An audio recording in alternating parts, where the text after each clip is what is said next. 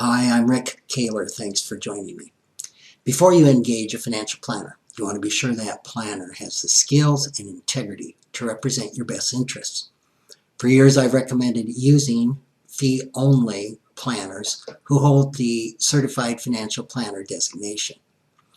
I've held the CFP designation myself since 1983. I don't sell financial products or receive commissions. I instead offer fee-only services in a fiduciary relationship with clients that requires putting their interests first. Yet for the past 15 months, I've been battling with the CFP Board of Standards over my right to describe my practice as fee-only. According to a policy adopted by the CFP Board several years ago, CFPs cannot call themselves fee-only if they or a related party receive any non-trivial economic benefit from a financial services company. I assumed this didn't apply to me until I discovered last year that real estate firms were considered financial services companies. At the time, I held a 50% ownership in a family real estate brokerage firm. I wasn't actively involved in managing the firm and had not sold real estate or received commissions from such sales for about a decade.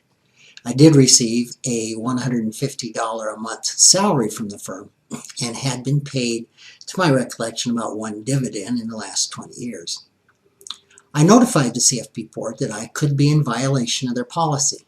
I inquired into their definitions of non-trivial economic benefit and related party.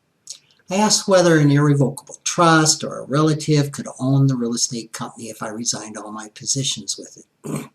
For the next 10 months, I attempted to get the answers to these two questions.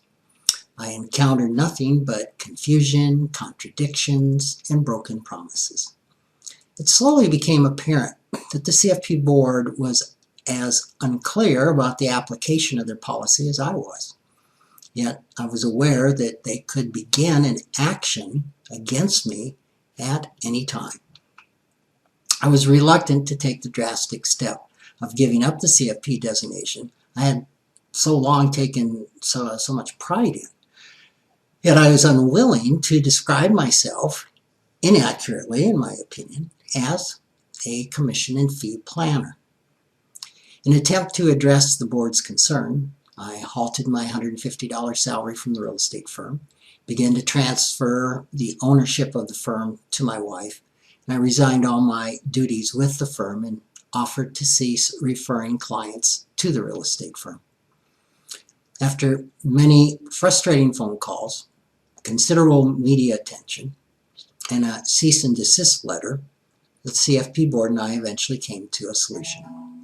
The board agreed the actions I had taken would satisfy them, that their real estate company is no longer a related party.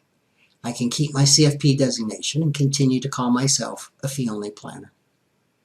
Now, while I'm glad about the outcome, this experience has left me a little disillusioned. The CFP website states that CFP professionals are required to put your interests ahead of their own at all times and to provide their financial planning services as a fiduciary. Yet the CFP board continues to allow CFPs to sell financial products on commission as long as there's no financial planning that's part of the specific transaction.